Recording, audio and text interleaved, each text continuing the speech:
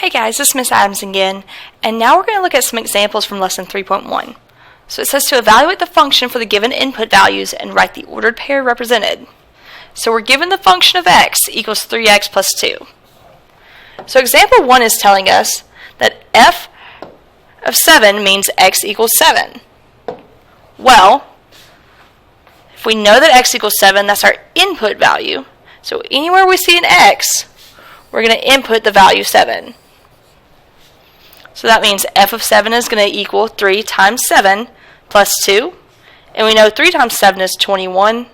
And if we add those together, we get our function at 7 is equal to 23. So remember, your input value is your x value. So we're given that our x value equals 7, meaning that our output value, or what we get from our function, is going to be 23. That's our y value.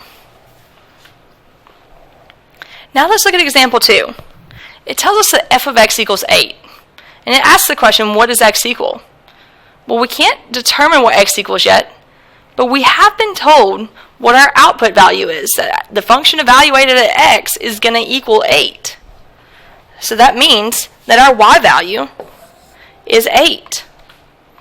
So now, let's solve for when 8 equals 3x plus 2. The first thing we're going to do is subtract 2 from both sides, using the subtraction property of equality to get that 6 equals 3x. And to isolate our variable x, we're going to use our division property of equality and divide both sides by 3 to get that x equals 2, which means that we have an input value of 2.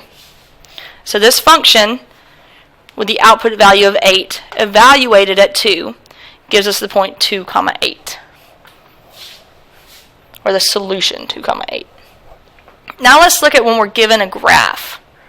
Alright, so I apologize here. We do have some typos on this page. My apologies, guys. And it's on the U try part. So our B value should say 0, 1. Our C value should say 5, 4. But let's look at A together. So A says negative 5, negative 2. So we have the solution negative 5, negative 2. So we've got to figure out what's our input value and what's our output value. And if we do go back to, if we're looking back at our table, we know that our input value is equal to our x, and our output value, what you get out of that function, is equal to the y. So what are we inputting into our function? In this case, to get the solution negative 5, negative 2, we're inputting negative 5 to get out of our function negative 2. So you guys try B and C.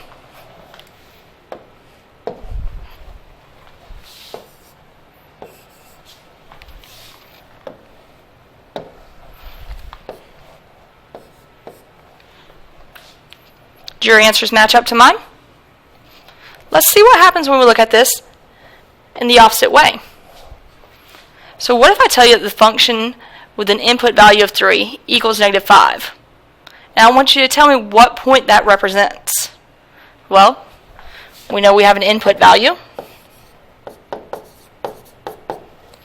And we know we have an output value.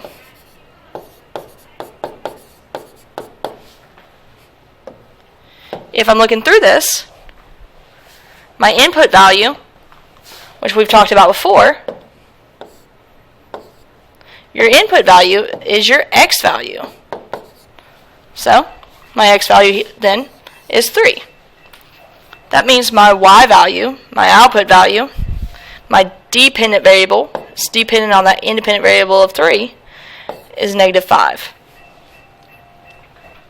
Likewise, when I have the function evaluated at negative 1 is equal to 8, we're inputting negative 1, so that's our x value, and we're getting out, so our output is 8. That's our output, that's our dependent variable. It's dependent on whatever we put in for x, which is your independent variable. You guys try the ones below.